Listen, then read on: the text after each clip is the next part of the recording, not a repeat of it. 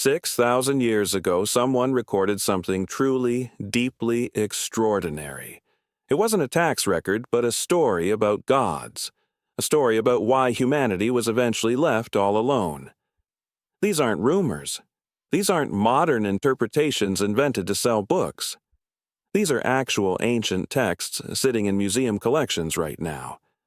They have been translated by academic scholars for over a century, and yet what they describe is still genuinely and profoundly strange. So let's look at what the tablets actually say. The Sumerians were writing things down when most people were figuring out agriculture.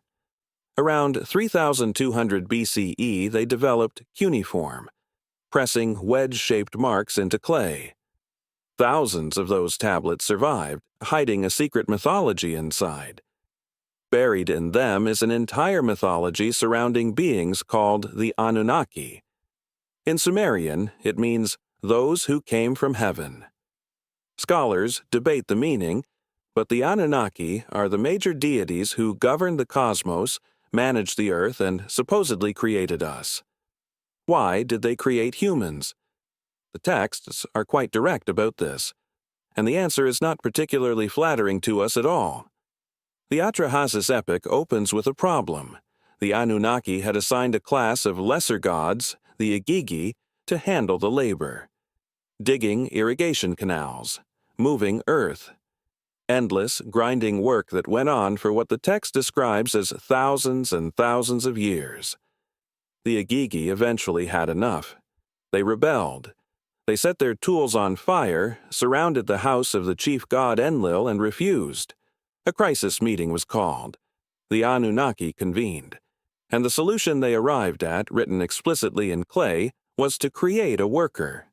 A being made from clay and the blood of a sacrificed god, designed specifically to take over the labor the Igigi refused. That being was humanity. The Atrahasis text describes the process.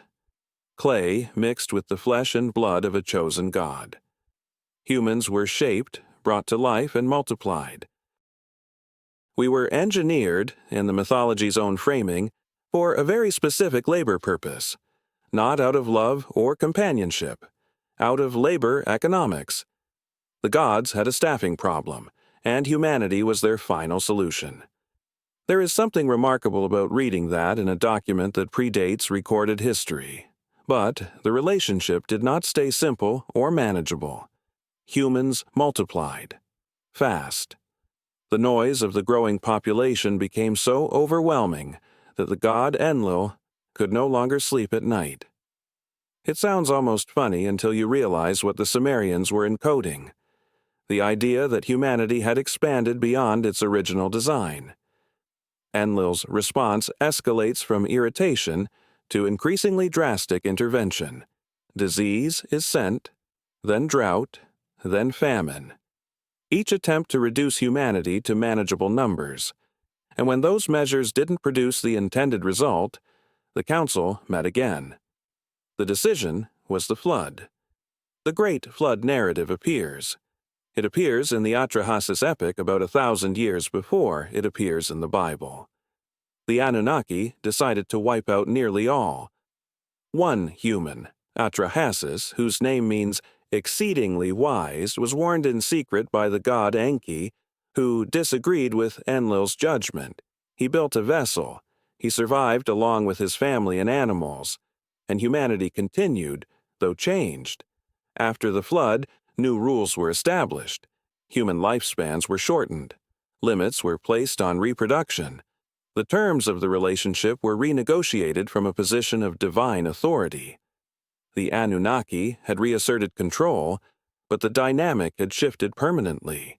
And then, across the later Sumerian and Akkadian texts, the gods began to withdraw. Not suddenly, not dramatically, gradually.